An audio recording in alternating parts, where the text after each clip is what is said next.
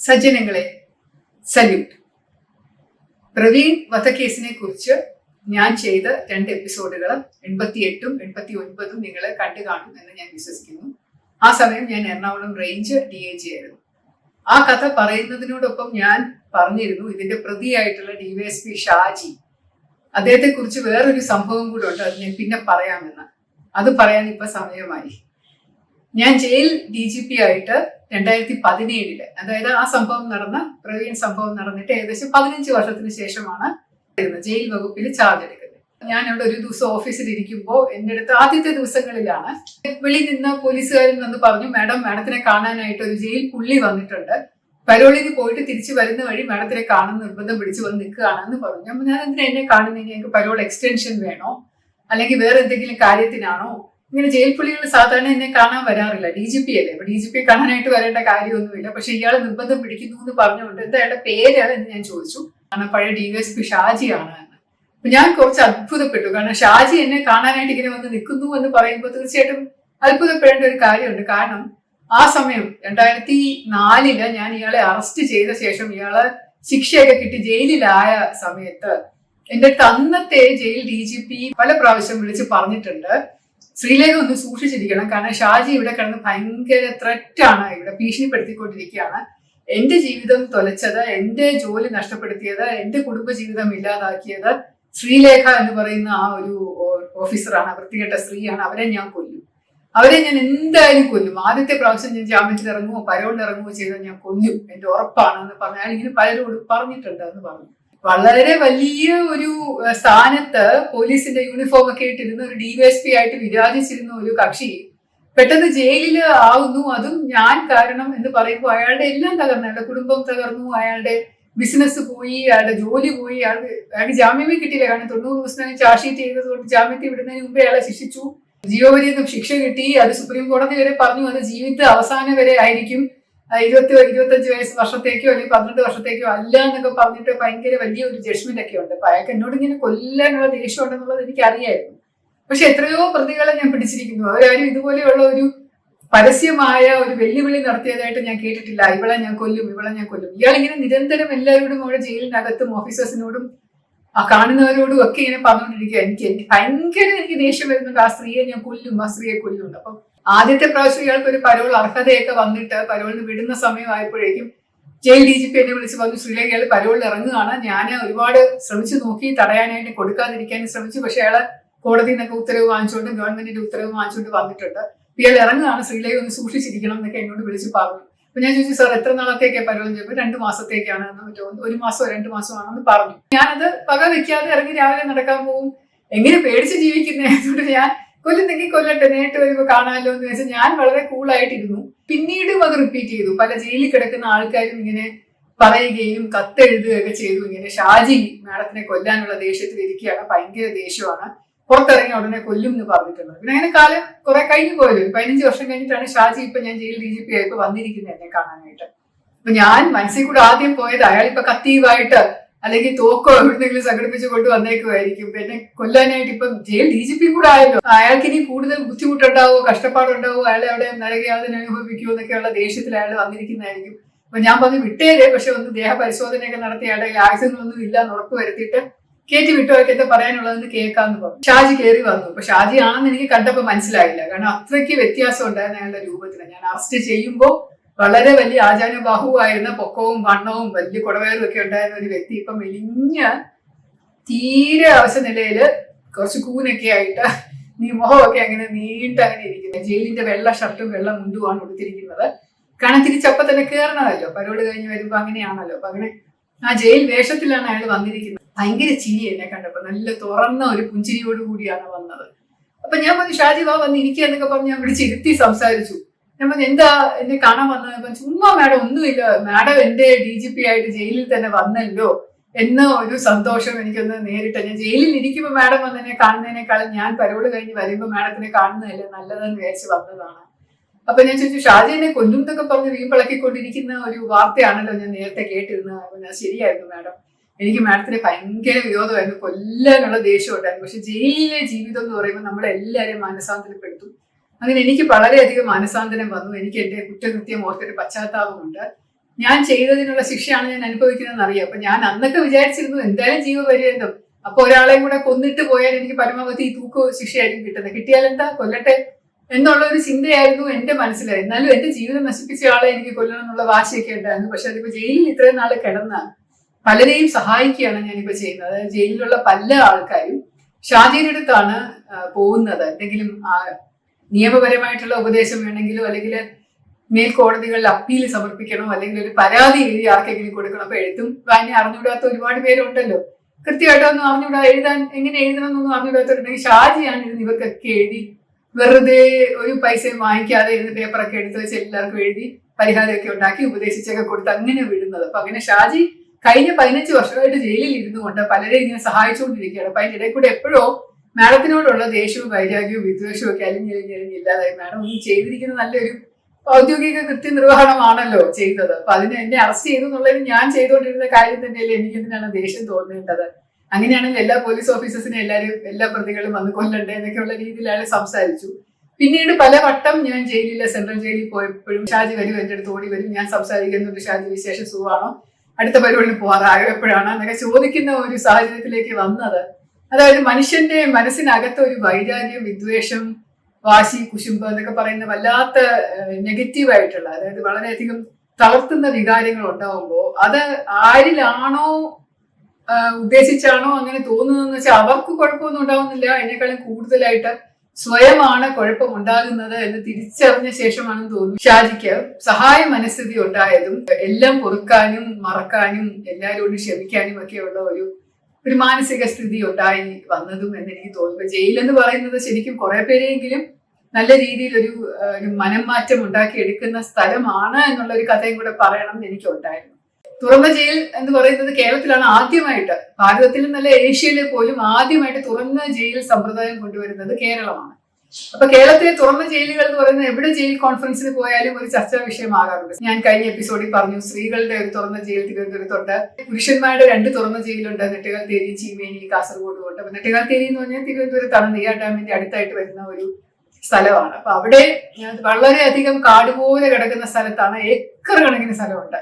എനിക്ക് തോന്നുന്നു 150-200 ഏക്കർ സ്ഥലമാണ് സർക്കാർ ജയിലിന് വേണ്ടി തന്നത്. അപ്പൊ അതിനകത്ത് ഒരു ചെറിയ റോഡ് മാത്രമേ പോകുന്നുള്ളൂ ജയിലിൽ വരെയുള്ളത്. അപ്പൊ അവിടെ ആ റോഡിന്റെ സൈഡും വശത്തുമൊക്കെ നല്ലപോലെ വേലി കെട്ടി നല്ലപോലെ ബന്ദോബസ്താക്കിയിട്ട് ഒരു ഗാർഡ് പോസ്റ്റ് നിൽപ്പുണ്ട്. ഗാർഡ് പോസ്റ്റ് എന്ന് പറഞ്ഞാൽ തോക്കേറ്റിയ ജയിൽ ഓഫീസേഴ്സ് ആണ് അവിടെ നിൽക്കുന്നത്. അതല്ലാതെ വേറെ ഒരു സെക്യൂരിറ്റിയും അതിനകത്തില്ല. ഇപ്പൊ അതിനകത്തേക്ക് കുറെ കൂടെ അകത്ത് പോയി കഴിഞ്ഞാൽ ഒരുപാട് തേനീച്ച വളർത്തുന്ന സ്ഥലങ്ങളുണ്ട്, കുറെ റബ്ബറുണ്ട്, കുറച്ചധികം കൃഷിയുണ്ട്, എല്ലാ തരത്തിലുള്ള പച്ചക്കറികളുണ്ട്, എല്ലാ തരത്തിലുള്ള ഫ്രൂട്ട്സിന്റെ ചെടികളുണ്ട്, ഭയങ്കര കാടുമാണ്. മറുവശത്തോട്ട് കുത്തനെ വെള്ളവും വെള്ളച്ചാട്ടവും ഒഴുക്കുമൊക്കെയാണ്, അതിൽ പാറകളും ഒക്കെയാണ്. അപ്പൊ അതിലെ കൂടെ ഒന്നും ആർക്കും രക്ഷപ്പെടാൻ പറ്റാത്തത് കൊണ്ട് ആരെയും അവിടെ തുറന്ന ജയിൽ എന്ന് പറഞ്ഞാൽ പൂട്ടിയിടില്ലല്ലോ രാത്രിയിൽ. സാധാരണ എല്ലാ ജയിലിലും ഒരു സമയം കഴിഞ്ഞു കഴിഞ്ഞാൽ അകത്ത് കയറ്റി ഗ്രില്ലിട്ട് ലോക്കിട്ട് അതിനകത്ത് ലോക്കപ്പിന് അത് സെല്ലിനകത്ത് ഇടുക എന്ന് പറയും. അതാണല്ലോ ജയിൽ എന്ന് പറയുന്നത്. പക്ഷെ ഈ തുറന്ന ജയിലിനകത്ത് അങ്ങനെയല്ല, ഇത് വീടുകൾ പോലെയാണ്. കൊച്ചു കൊച്ചു കൊച്ചു വീടുകൾ പോലെ ഒരു 4-5 കെട്ടിടങ്ങളുണ്ട്. അതിലൊന്നിനകത്ത് ഇതുപോലെ ഭക്ഷണം കഴിക്കാനുള്ള സ്ഥലവും ഓഫീസും വേറൊരു കോൺഫറൻസ് ഹോളും ഒക്കെ ആയിട്ടുണ്ട്. 3-4 സ്ഥലങ്ങളിലായിട്ട് താഴെ മുകളിലും ഒക്കെ ആയിട്ട് വലിയ വലിയ ഡോർമിറ്ററി പോലെ കെട്ടിയിട്ടിട്ട് അവിടെ ആളുകളെ കിടത്തുന്നുണ്ട്. അപ്പൊ അവിടെ ഞാൻ ആദ്യമായിട്ട് പോകുമ്പോൾ എനിക്ക് വലിയ അതിശയമായിരുന്നു. അവരാരും കൂട്ടിയിടാറില്ല, കാരണം ഒരു വീട് പോലെ താമസിക്കുകയാണ്. ഒരു സ്ഥലത്തിനകത്ത് ഒരു 20 കട്ടിൽ കാണും, നിരന്ന് കട്ടിലുകളും അവർക്കായിട്ട് ചെറിയ കബോർഡുകൾ ഉണ്ടാവും, പിന്നെ കളിക്കാനുള്ള സാധനങ്ങളുണ്ട്, ക്യാരം ബോർഡുകളും അതുപോലെ ലൂഡോ, സ്നേക്ക് ആൻഡ് ലാഡർ എന്നൊക്കെ പറഞ്ഞ കുറെ ഗെയിംസ് ഒക്കെ ഉണ്ടാവും. അവർക്ക് കാർപ്പൻട്രി യൂണിറ്റ് ഉണ്ട്, ഫാമിങ്ങിന്റെ യൂണിറ്റ് ഉണ്ട്, പിന്നെ സ്കില്ലിംഗ് ക്ലാസ്സസ് എടുക്കുന്നു, ചില ആൾക്കാർ ഒന്ന് മതപരമായിട്ടുള്ള ക്ലാസ്സുകൾ എടുക്കുന്നു. അപ്പൊ അങ്ങനെ തുറന്നു കിടക്കുന്ന ഒരു സ്ഥലമാണ്. പക്ഷെ വീട്ടിൽ പോകാനുള്ള അനുവാദമില്ല. വീട്ടിലുള്ള ആൾക്കാർക്ക് അവരെ വന്ന് ഇങ്ങോട്ട് കാണണമെന്നല്ലാതെ അവർക്ക് അങ്ങോട്ട് പോകണമെന്നുണ്ടെങ്കിൽ ഇതുപോലെ പരോളും ഒക്കെ എടുത്തിട്ട് വേണം പോകാൻ. അപ്പൊ അങ്ങനെയുള്ള ഒരു സംവിധാനം ഇരിക്കുന്നിടത്ത് ഞാൻ ആദ്യം പോയപ്പോ കണ്ട ഒരു വ്യക്തിയാണ് മണിച്ചൻ. അപ്പൊ മണിച്ചനാണെന്നുള്ളത് എനിക്ക് അറിയില്ലായിരുന്നു. എനിക്ക് ചായ കൊണ്ട് തന്ന, കാപ്പിയും ചായയൊക്കെ കൊണ്ടുവരുന്ന ഒരാൾക്കാരുണ്ടല്ലോ, നമുക്ക് കോൺഫറൻസ് മീറ്റിംഗ് ഒക്കെ കഴിഞ്ഞിരിക്കുമ്പോൾ. അപ്പൊ അങ്ങനെ നല്ല ചിരിച്ചുകൊണ്ട് ഒരു വളരെ പ്രായമായ കൊച്ചു മനുഷ്യൻ, നല്ല നീട്ടിയ താടിയോ മറ്റോ ഉണ്ടായിരുന്ന ആൾക്കാർ. അപ്പൊ നല്ല നരയുള്ള താടിയാണ്, നരയുള്ള മുടിയാണ്, വളരെ പ്ലസന്റ് ഒരു മുഖമാണ്, ചിരിച്ചുകൊണ്ട് വളരെ പാവം ഒരു മനുഷ്യൻ ഇങ്ങനെ ചായം കൊണ്ട് ഇറങ്ങി തന്നപ്പോൾ എന്നോട് ജയിൽ ഓഫീസർ ചോദിച്ചു, മാഡത്തിന് മനസ്സിലായോ ഇതാണ് മണിച്ചൻ എന്ന കല്ലുവാതുക്കൽ മദ്യ ദുരന്ത കേസിലെ പ്രതിയായിട്ടുള്ള മനുഷ്യൻ. ഇപ്പൊ മനുഷ്യൻ എന്നൊക്കെ നമ്മൾ കാണും, അയാളുടെ പടമൊക്കെ പത്രത്തിൽ വായിച്ചിട്ടുണ്ട്. അത് ഒരുപാട് നാൾ മുമ്പായിരുന്നു. മനുഷ്യനെ ജീവപര്യന്തം ശിക്ഷിച്ച് കിടക്കുകയാണ്. മനുഷ്യന് വലിയ അബ്കാരി ബിസിനസ്സാണ്, വലിയ അബ്കാരി കോൺട്രാക്ടർ ആയിരുന്നു. ആളുടെ മദ്യഷോപ്പുകളിൽ ഒന്നിൽ നിന്നാണ് ഇതുപോലെ കല്ല് കുടിച്ചിട്ട് ചാരായം കുടിച്ചിട്ട് അത് കുറെ പേര് മരിക്കുകയും 70-80 പേർക്ക് കണ്ണ് നഷ്ടപ്പെടുകയൊക്കെ ചെയ്തിട്ട് സർക്കാർ ഭയങ്കര വൻപിച്ച സഹായം മരിച്ചവർക്ക് എല്ലാവർക്കും 5 ലക്ഷം രൂപ വെച്ചും കണ്ണുപോയവർക്കൊക്കെ 3 ലക്ഷം രൂപ വെച്ചും ആ കാലത്ത് കൊടുത്തു. അയാൾ ഈ മദ്യം കച്ചവടം നടത്തുകയും ബിസിനസ് നടത്തുകയൊക്കെ ചെയ്തുകൊണ്ടിരുന്നത് വലിയ തുക എല്ലാവർക്കും കൊടുത്തിട്ടാണ്. മാസപ്പടി എന്ന് പറയും. ആ മാസപ്പടി ഒരുപാട് പൈസ അയാളെ പോലീസ് ഓഫീസേഴ്സിനും എക്സൈസ് ഓഫീസേഴ്സിനും റവന്യൂ ഓഫീസേഴ്സിനും ഒക്കെ ലാവിഷായിട്ട് പൈസ കൊടുത്തിട്ടാണ്. അയാൾ വലിയ പണക്കാരൻ എന്ന് പറഞ്ഞാൽ മദ്യം മുതലാളി എന്ന് പറഞ്ഞാൽ അറിയായിരിക്കുമല്ലോ. ഭയങ്കര കാശായിരുന്നു അയാൾക്ക്. ബെൻസ് കാറിലായിരുന്നു യാത്ര, ഹോട്ടലുകളൊക്കെ ഉണ്ടായിരുന്നു, ഇഷ്ടം പോലെ കാശുണ്ടായിരുന്നു. എല്ലാവർക്കും വാരിക്കോരി കാശ് കൊടുത്തിരിക്കുന്ന ആളാണ്. ഒരു ദുരന്തം ഇങ്ങനെ സംഭവിച്ചപ്പോ അയാളെ അറസ്റ്റിലായി. അത് ജയിലിലെ ജീവപര്യന്തം ശിക്ഷിച്ച് കിടക്കുകയാണ്. മനുഷ്യനെ കണ്ടപ്പോൾ ഞാൻ ചോദിച്ചു, ഇപ്പോഴും മനുഷ്യൻ ഇവിടെ ഉണ്ടോ? എത്ര നാളായാലും ഇപ്പോഴും കിടക്കുന്നത്. അപ്പൊ അതാണ് ശരി, ഇവിടെ വിട്ടിട്ടില്ല ഇതുവരെ. കാരണം അയാളുടെയും ഇതുപോലെ അപ്പീലുകളൊക്കെ സുപ്രീം കോടതി വരെ പോയിട്ട് ഇത്രയും പേര് മരിച്ചതല്ലേ, അതുകൊണ്ട് നേരത്തെ വിടുതൽ ചെയ്യണ്ട എന്നുള്ള, ജീവപര്യന്തം അനുഭവിക്കട്ടെ എന്നുള്ള ഒരു ഉത്തരവിന്റെ പുറത്ത് അയാൾ ഇപ്പൊ ജീവപര്യന്തം ശിക്ഷ അനുഭവിച്ച് കിടക്കുകയാണ് എന്നാണ് ജയിൽ ഓഫീസേഴ്സ് പറഞ്ഞത്. അപ്പം മനുഷ്യന്റെ കാര്യത്തിലും ഇതുപോലെ ഒരു വിടുതൽ കമ്മിറ്റി ഉണ്ട്. ജയിൽ ഒരു കമ്മിറ്റി, ഒരു ജഡ്ജി അധ്യക്ഷനായിട്ടിരിക്കുന്ന കമ്മിറ്റി, കുറെ മെമ്പേഴ്സും പുറത്തുനിന്നുള്ള 2 എക്സ്പേർട്സും MLAയും ഒക്കെ ഉള്ള ഒരു കമ്മിറ്റീന് പേരുകൾ വെച്ചിട്ട് തീരുമാനിക്കും ഇയാളെ വിടാമോ ഇല്ലയോ, ജയിലിൽ നിന്ന് വിടുതൽ ചെയ്യാമോ ഇല്ലയോ. എന്നിട്ട് അതിന്റെ റെക്കമെൻഡേഷൻ എല്ലാ വർഷവും കൂടേണ്ടതാണ് ഇങ്ങനെ ഒരു കമ്മിറ്റി. പക്ഷേ വർഷത്തിൽ 2 വർഷം 3 വർഷം കൂടുമ്പോഴാണ് ഒരിക്കൽ കമ്മിറ്റി കൂടുന്നത്. ഗവൺമെന്റിന് അയക്കും, ഗവൺമെന്റ് അത് ഗവർണർക്ക് അയക്കും. എന്നിട്ട് ഗവർണറുടെ അംഗീകാരവും ഗവൺമെന്റിന്റെ അംഗീകാരവും കിട്ടിയാൽ മാത്രമേ അത് പുറത്തു വിടുകയുള്ളൂ. കമ്മിറ്റിയുടെ അകത്ത് ഞാൻ പറഞ്ഞു, മനുഷ്യന്റെ സ്വഭാവം എന്ന് പറയുന്നത് വളരെ നല്ല, ഇത്രയും നാളായിട്ട് അയാൾ ഒരു പ്രശ്നം ഉണ്ടാക്കിയിട്ടില്ല, വളരെ നന്നായിട്ട് ജോലി ചെയ്യും. ഈ നെട്ടുകാൽത്തേരിയിലെ ഗാർഡൻ മുഴുവനും ഉണ്ടാക്കിയെടുത്തത് അയാളാണ്. ഗാർഡൻ എന്ന് പറഞ്ഞു കഴിഞ്ഞാൽ ഈ പഴം പച്ചക്കറി തോട്ടങ്ങള് മുഴുവൻ ഒറ്റ ആയിട്ട് നിന്ന് ഇങ്ങനെ അയാൾ കിളക്കുകയും വെള്ളം ദൂരേന്ന് ചോർന്നുകൊണ്ട് വരികയും മറ്റാളുകൾക്ക് പ്രചോദനം കൊടുക്കുകയൊക്കെ ചെയ്തുകൊണ്ട് അവിടെ വളരെ വലിയ വിളകൾ ഉണ്ടാക്കിയെടുത്ത് ഭയങ്കര നല്ല പച്ചക്കറികളായിരുന്നു അവിടെ. അപ്പൊ ആ പച്ചക്കറികളെല്ലാം കൂടെ നമ്മൾ ആഴ്ച തോറും കൊണ്ടുവന്ന് സെൻട്രൽ ജയിലിന് മുമ്പിലിട്ട് വിൽക്കും. അങ്ങനെയും നമുക്ക് നല്ല വരുമാനം നമുക്ക് കിട്ടിയിട്ടുണ്ട്. അപ്പൊ ഇങ്ങനെയുള്ള ഒരാള് ഇത്രയും നാളായിട്ട് കിടക്കുന്നു. അയാളെ നമുക്ക് വേണമെങ്കിൽ വിടാമെന്ന് ഞാൻ സജസ്റ്റ് ചെയ്തെങ്കിൽ പോലും അന്നത്തെ ആ ജഡ്ജി പറഞ്ഞു അത് വേണ്ട, 10 പേര് മരിച്ചതല്ലേ, അപ്പൊ അതിനകത്ത് അയാളെ വിടണ്ടെന്ന് പറഞ്ഞത് മാറ്റിവെക്കുമെന്ന് അയാളുടെ പേര്. പക്ഷെ അതിന് തൊട്ട് മുമ്പ് കൂടിയ ഒരു കമ്മിറ്റിയില് ഇതുപോലെ ഒരു ആയുർവേദ ഡോക്ടർ ലേഹ്യവോ അരിഷ്ടവോ എങ്ങാണ്ട് വ്യാജമായിട്ട് ഉണ്ടാക്കി കൊടുത്തിട്ട് അത് കുടിച്ചിട്ട് ഒരു 8 പേര് മരിച്ചുപോയി. ആ ഒരു സംഗതിയില് നമുക്ക് വിടണം എന്ന് പറഞ്ഞ് അങ്ങനെ റെക്കമെൻഡ് ചെയ്ത് അയാൾ ഇറങ്ങിപ്പോയി ജയിലിൽ നിന്ന്. അപ്പൊ അന്ന് കണ്ടുപിടിച്ചത് മനഃപൂർവ്വം അയാൾ കൊല്ലണം എന്നുള്ള ഉദ്ദേശത്തിൽ ചെയ്തതല്ലല്ലോ. ആളുകൾക്ക് ലേഹ്യവും അരിഷ്ടവും വേണം. അപ്പൊ അതുകൊണ്ട് അയാൾ ഉണ്ടാക്കി കൊടുക്കാൻ പറഞ്ഞാൽ അയാൾ ഉണ്ടാക്കി കൊടുത്തു. അതിനകത്ത് എന്തോ ഒരു മാലിന്യം കടന്നു വന്നത് കൊണ്ട്, എന്തോ മാലിന്യം നല്ല വളരെ സീരിയസ് ആയിരുന്നു, അത് വന്നത് കൊണ്ട് ഈ ആളുകൾ മരിച്ചുപോയി എന്ന ഒരു കൺസിഡറേഷൻ 10 വർഷം 12 വർഷം കിടന്നില്ലേ, അയാളെ വിടാന്ന് പറഞ്ഞാൽ വിട്ടത്. അപ്പൊ അതേ ഒരു ലോജിക്ക് മനുഷ്യന്റെ കാര്യത്തിലും ഉപയോഗിച്ചൂടെ എന്ന് ഞാൻ ചോദിച്ചു. കാരണം മദ്യം എന്ന് പറയുന്നത് മനുഷ്യനല്ലല്ലോ ആവശ്യം, മറ്റുള്ളവർക്കല്ലേ ആവശ്യം. അപ്പൊ മദ്യം എന്ന് പറഞ്ഞാൽ കേരളത്തിലെ കുറെ ആൾക്കാർക്ക് ഇങ്ങനെ ഭയങ്കര വെപ്രാളമാണല്ലോ മദ്യം കുടിക്കാനായിട്ട്. അപ്പൊ അങ്ങനെ കുടിക്കാനായിട്ടുള്ള ആവേശത്തിൽ അവരിങ്ങനെ കയറി വന്ന് കുടിച്ചപ്പോ അതിനകത്ത് മീഥൈൽ ആൽക്കഹോളിന്റെ എങ്ങാണ്ട് അളവ് കുറച്ച് കൂടിപ്പോയത് കൊണ്ടുള്ള അത്യാഹിതമാണ് സംഭവിച്ചത്. സംഭവിക്കാൻ പാടില്ലാത്ത അത്യാഹിതമാണ്. പക്ഷെ അതിനുള്ള ശിക്ഷ എന്ന് പറയുന്നത് 25 വർഷം ജയിൽ ശിക്ഷ അനുഭവിച്ചു കഴിഞ്ഞാലെങ്കിലും വിട്ടൂടെ എന്ന് ഞാൻ ചോദിച്ചത്. പക്ഷെ ഈയിടെ നിങ്ങൾ പത്രത്തിൽ വായിച്ചു കാണും, സുപ്രീം കോടതിയിൽ നിന്ന് പിന്നീട് അയാൾക്കൊരു വിടാനുള്ള ഉത്തരവ് കിട്ടി. പക്ഷെ അധികം നല്ല ഒരുപാട് കാശ് 35 ലക്ഷമോ 40 ലക്ഷമോ മറ്റോ കെട്ടിവെക്കണം ഗവൺമെന്റിന് എന്ന് പറഞ്ഞിട്ട് അത് അയാൾക്ക് കെട്ടിവെക്കാൻ ഇല്ലാതിരുന്നുണ്ട്. കാരണം ഈ ജയിലിൽ കിടക്കുമ്പോൾ ഒന്നും ഇല്ലല്ലോ, ഷോപ്പുകളൊക്കെ പോയി, ലേലമില്ല, ഒരുപാട് കാശുണ്ടായിരുന്നതെല്ലാം പല കാര്യത്തിന് വേണ്ടി ഉപയോഗിച്ച് പോകും, കടങ്ങളൊക്കെ ഉണ്ടായിരുന്നിരിക്കണമല്ലോ. അപ്പൊ അങ്ങനെയുള്ള ഒരു സിറ്റുവേഷനിൽ കെട്ടിവെക്കാൻ കാശില്ലാത്തത് കൊണ്ട് അയാൾ കുറച്ച് നാളും കൂടെ ജയിലിൽ കിടന്നു എന്നാണ് പറഞ്ഞത്. പക്ഷെ ഇപ്പൊ ഇറങ്ങി പുറത്ത് എങ്ങനെയോ കാശുണ്ടാക്കി കൊടുത്തു എന്ന് തോന്നുന്നുണ്ട്. അപ്പൊ ഇതുപോലെ ന്യായം എന്ന് പറയുന്നത് എപ്പോഴും ഒരു ന്യായത്തിന്റെ അല്ലെങ്കിൽ നീതിയുടെ ഒക്കെ തട്ടെന്ന് പറയുന്നത് കുറച്ച് ചരിഞ്ഞും മറിഞ്ഞുമാണ് കിടക്കുന്നത്. ആ വ്യക്തികളെ ഉദ്ദേശിച്ചാണ് കിടക്കുന്നത്. ഓരോരുത്തരുടെ തലയിലെഴുത്ത് പോലെ എന്ന് ഞാൻ പറയാറുള്ളൂ. നെട്ടുകാൽത്തേരിയിൽ ഇതുപോലെ വേറൊരു സംഭവം കൂടെ നടന്നു. അത് ഞാൻ പോകുന്നതിന് ഒരുപാട് നാള് മുമ്പാണ്. അവിടെ ഒരു സ്ത്രീയെ നിയമിച്ചു ജോലിക്ക് വേണ്ടിയിട്ട്, പുറം ജോലിക്കായിട്ട്, അടിച്ചു വാരാനും തൂക്കാനും വൃത്തിയാക്കാനുമായിട്ട്. അപ്പൊ ഈ സ്ത്രീ അതിന്റെ അടുത്തൊന്നും വളരെ ആൾക്കാരും വിജനമായിട്ട് കിടക്കാണ്, വീടുകളൊന്നുമില്ല. പക്ഷെ കുറച്ച് ദൂരെയായിട്ട് ഒരു വില്ലേജ് ഉണ്ട്. ആ വില്ലേജിലുള്ള ഒരു സ്ത്രീയാണ്. അവർക്ക് ഏതോ ഒരു രാഷ്ട്രീയ സ്വാധീനം ഉപയോഗിച്ചുകൊണ്ട് അവർ പറഞ്ഞു, എന്റെ ഭർത്താവ് എന്നെ ഉപേക്ഷിച്ചിട്ട് പോയി, 4-5 കൊച്ചു മക്കളുണ്ട്, അച്ഛനും അമ്മയും ഉണ്ട്, ഇപ്പം ജീവിക്കാൻ വേറെ വഴിയില്ല, എനിക്ക് സർക്കാർ ജോലി വേണമെന്ന് പറഞ്ഞുകൊണ്ട് അത് അതിന്റെ വീടടുത്തായതുകൊണ്ട് അവിടുത്തെ MLA പറഞ്ഞു ശരി എന്നാ നെട്ടുകാൽത്തേരി തുറന്ന ജയിലില് സ്വീപ്പർ ജോലി കൊടുക്കാന്ന് പറഞ്ഞ് അങ്ങനെ അദ്ദേഹത്തിന്റെ റെക്കമെൻഡേഷനിലാണെന്ന് തോന്നുന്നു ജയിൽ DGP അതൊരു ജോലി കൊടുത്തിരുന്നു. അപ്പൊ ആ സ്ത്രീ അവിടെ വന്ന് ജോലി ചെയ്തിട്ട് പോകും, പെട്ടെന്ന് ഒരു ദിവസം അവരെ കാണാതായി. മക്കളും അച്ഛനും അമ്മയും കൂടെ വന്ന് പോലീസിലൊക്കെ പരാതി കൊടുത്തു. അവരുടെ പോയി ലാസ്റ്റ് ആയിട്ട് അവർ പോയത് എവിടെയാണ്, ജയിലിൽ പോയി ജോലി ചെയ്തു, പിന്നെ തിരിച്ചു വന്നു എന്നൊക്കെ പറയുന്നുണ്ട്. കുറച്ച് നാള് കഴിഞ്ഞപ്പോഴേക്കും ജയിലിന്റെ കോമ്പൗണ്ടിന്റെ അകത്ത് തന്നെ എന്തോ ഒരു പണി ചെയ്തുകൊണ്ടിരുന്നപ്പോ വല്ലാത്ത മണം വന്നിട്ട് നോക്കിയപ്പോ അവിടെ ആ സ്ത്രീയുടെ ജീർണിച്ച മൃതശരീരം കുഴിച്ചിട്ടിരിക്കുന്ന ഒരു സ്ഥലത്ത്. അപ്പൊ അവരെല്ലാരും കൂടെ പോലീസിനെ വിവരം അറിയിച്ചു. എല്ലാവരും വന്നു, ജയിൽ ഓഫീസേഴ്സ് ഒക്കെ വന്ന് കുഴിച്ചെടുത്തപ്പോ അത് ആ സ്ത്രീ തന്നെയാണ്. അപ്പൊ പിന്നെ പോസ്റ്റ്മോർട്ടം നടത്തിയപ്പോ അവരെ കഴുത്ത് ഞെരിച്ച് കൊന്നിട്ട് കുഴിച്ചിട്ടതാണെന്ന് മനസ്സിലായി. അപ്പൊ പിന്നെ അന്വേഷിച്ച് നോക്കുമ്പോഴാണ് അറിയുന്നത് ജയിലിൽ തന്നെ ഉണ്ടായിരുന്ന നെട്ടുകാൽത്തേരി തന്നെ ആ ജയിലിൽ കിടന്നിരുന്ന രണ്ട് പ്രതികളോ, ഒരാളൊരു കൊലപാതകി, മറ്റൊരാളൊരു റേപ്പിസ്റ്റ് കം കൊലപാതകയോ മറ്റോ ആണെന്ന് തോന്നുന്നു. വളരെ ക്രൂരമായിട്ടുള്ള 2 കൊലപാതകൾ. ഇവ ഈ സ്ത്രീയുമായിട്ട് അവിഹിത ബന്ധം ഉണ്ടായിരുന്നു. ഈ സ്ത്രീ എന്നും തൂക്കാനും തുടയ്ക്കാനും വൃത്തിയാക്കാനും ഒക്കെ വരുമ്പോൾ അവരടുത്ത് കണ്ണും കാണിച്ച് വിളിച്ച് രാത്രി വാ പൈസ തരാമെന്നൊക്കെ പറയുകയാണ്. എല്ലാ ജയിൽ പുള്ളികളുടെ കയ്യിൽ അവരുടെ ജോലി ചെയ്തതിന്റെ കാശ് കുറച്ച് കാണും. അപ്പൊ കാശ് തരാമെന്ന് പറഞ്ഞ് അവരെ വിളിപ്പിച്ചിട്ട് അവര് രാത്രി വന്നപ്പോ അവരുമായിട്ട് ഇങ്ങനെ നീ വരുമ്പോ കുറച്ച് കഞ്ചാവും മദ്യവും ഒക്കെ വാങ്ങിച്ചുകൊണ്ട് വരണം എന്നൊക്കെ പറഞ്ഞ് കുറച്ച് പൈസ കൊടുത്തിരുന്നു. അവർ വാങ്ങിച്ചുകൊണ്ട് വന്നത് ശരിയായില്ലെന്നോ അത് വാങ്ങിച്ചുകൊണ്ട് വന്നില്ലെന്നോ എന്നൊക്കെ പറഞ്ഞ് അവരുമായിട്ട് അടിപിടി കൂടി അവസാനം കഴുത്തിന് എരിച്ച് കൊന്നിട്ട് അവർ കുഴിച്ചിടുകയായിരുന്നു. അപ്പൊ അങ്ങനെയുള്ള ഒരു സംഭവം നെട്ടുകാൽത്തേരി നടന്നിരിക്കുന്നത് വളരെ ഷോക്കിംഗ് ആയിരുന്നു. അതിനുശേഷം പിന്നെ സ്ത്രീകളെ ഒന്നും അവിടെ ജോലിക്ക് വെക്കാറില്ല. ഞാൻ അവിടെ DGP ആയിരുന്ന സമയത്ത് ഒരാൾ അതിനകത്തുനിന്ന് ഓടിപ്പോയി, ജയിൽ ചാടിപ്പോയി.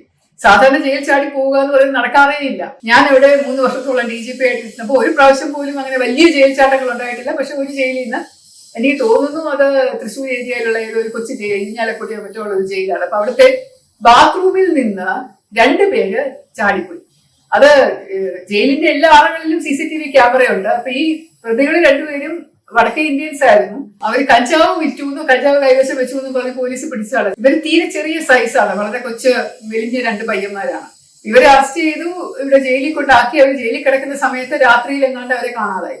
പിറ്റേ ദിവസം രാവിലെ നോക്കുമ്പോൾ അവരെടുത്തും ഇല്ല. അപ്പൊ എല്ലാവരും ജയിൽ ഓഫീസേഴ്സും അവിടെ ജയിലുള്ള ആൾക്കാരും എല്ലാവരും കൂടെ ചേർന്ന് നോക്കിയപ്പോ എങ്ങനെ പോയി കാരണം വെളിയിൽ നിന്ന് കൂട്ടിയിടും സെല്ലിൽ. അപ്പൊ എങ്ങനെ പോയി എന്നുള്ളതിന് ഒരു ഐഡിയ ഇല്ല. അപ്പൊ പിന്നീടാണ് മനസ്സിലാവുന്നത് ബാത്റൂമിന്റെ മുകളിൽ വശത്ത് ഒരു ചെറിയ ഒരു ഷീറ്റ് വെച്ച് കെട്ടിയിരിക്കുകയാണ്. അപ്പൊ ഷീറ്റിന്റെ മുകളിൽ ഒരു ചെറിയ വിടവ്, ഒരു പൂച്ചയ്ക്കോ മറ്റോ കടക്കാൻ പറ്റുന്ന അത്രയും സൈസേ ഉള്ളൂ. അപ്പൊ അതിലേക്ക് കൂടെ നുഴഞ്ഞാണ് ഇവർ 2 പേരും രക്ഷപ്പെട്ടിരിക്കുന്ന എന്നുള്ള അനുമാനത്തിലെത്തി. അങ്ങനെ ആ കേസ് പിന്നീട് തെളിഞ്ഞിട്ടേ ഇല്ല. ഈ 2 പേരെ കിട്ടിയിട്ടുമില്ല. അവർ എവിടുന്ന് ചാടിപ്പോയി എങ്ങനെയോ പിന്നെ അവിടെ നിന്ന് ഇറങ്ങി മതിൽ ചാടി എവിടോട്ടോ അങ്ങ് പോയിട്ടുണ്ട്. പിന്നെ അവരെ കിട്ടിയിട്ടില്ല. അതിനുശേഷം ഇപ്പൊ നെട്ടുകാൽത്തേരിയിൽ നിന്നാണ് ഒരാളെ രക്ഷപ്പെടാൻ ഒരു ശ്രമം നടത്തിയിരുന്നത്. പക്ഷെ അയാൾ പോയി ഇറങ്ങി അയാൾ 2-3 ദിവസത്തേക്കുള്ള ഭക്ഷണമൊക്കെ കരുതി വെച്ച് എന്തൊക്കെയോ സാധനം പാണ്ടക്കെട്ടൊക്കെ എടുത്ത് ആരോടും പറയാതെ അർദ്ധരാത്രി കഴിഞ്ഞ ഒരു സമയത്ത് ഇറങ്ങി പോയി. ഇപ്പൊ നെട്ടുകാൽത്തേരിയല്ല, എല്ലാ ജയിലുകളിലും അങ്ങനെയുണ്ട്. തുറന്ന ജയിലുകളിൽ കുറച്ചുകൂടെ കർശനമായിട്ടുണ്ട്. രാവിലെയും വൈകിട്ടും റോൾ കോൾ എടുക്കും. ജയിലിലുള്ള ആൾക്കാരുടെ എല്ലാവരുടെയും നമ്പറും പേരും ഉണ്ടോ, തിരിച്ചു വന്നിട്ടുണ്ടോ, പുറത്തു പോയവരെല്ലാവരും അകത്ത് കയറി. അപ്പൊ സെല്ല് പൂട്ടുന്നതിന് മുമ്പ് റോൾ കോൾ എടുക്കുന്ന രീതിയുണ്ട്. അപ്പൊ ഉറങ്ങാൻ പോയ ഒരാൾ പിറ്റേ ദിവസം രാവിലെ കാണാത്തത് കൊണ്ടാണ് ചാടിപ്പോയി എന്നുള്ള അനുമാനത്തിലെത്തി അവരെല്ലായിടത്തും നോക്കുന്നത്. പക്ഷെ എങ്ങനെ രക്ഷപ്പെടും? അയാൾക്ക് രക്ഷപ്പെടാൻ യാതൊരു മാർഗവും ഇല്ല. ഒന്നാമത് കാടാണ്. ഇപ്പുറത്തെ വശത്തൂടെ പോയാൽ എന്തായാലും പിടിക്കും, കാരണം ആംഡ് ഗാർഡുണ്ട്. മറ്റേ വശത്ത് എന്ന് പറയുന്നത് വലിയ ചെങ്കുത്തായ മലകളും കാടുമൊക്കെയാണ്. മറ്റേ ഒരു വശത്തൂടെ രക്ഷപ്പെടാനായിട്ട് അയാൾ ശ്രമിച്ചിട്ട് അയാൾ അവിടെ വഴി തെറ്റിപ്പോയി. അയാൾ 5-6 ദിവസം മലന്ന് തിരിഞ്ഞ് അയാൾ വിശന്ന് തളർന്ന് അവസാനം ഒരു രക്ഷയില്ലാതെ അയാൾ തിരിച്ചു വരികയായിരുന്നു. അപ്പൊ അങ്ങനെ നെട്ടുകാൽത്തേരിയും ചീമേനിയും തുറന്ന ജയിലുകളിൽ നിന്ന് അധികം ആർക്കും രക്ഷപ്പെട്ടു പോകാൻ പറ്റാത്ത ഒരവസ്ഥയും കൂടെ ഉണ്ട്. അപ്പൊ അങ്ങനെ കുറെ നല്ല അനുഭവങ്ങൾ ജയിൽ DGP ആയിട്ടിരുന്നപ്പോ ഉണ്ടായിട്ടുള്ളതിന്റെ ബാക്കി കാര്യങ്ങൾ ഞാൻ ഇനിയും നിങ്ങളോട് പറയാം. സസ്നേഹം, ശ്രീലേഖ.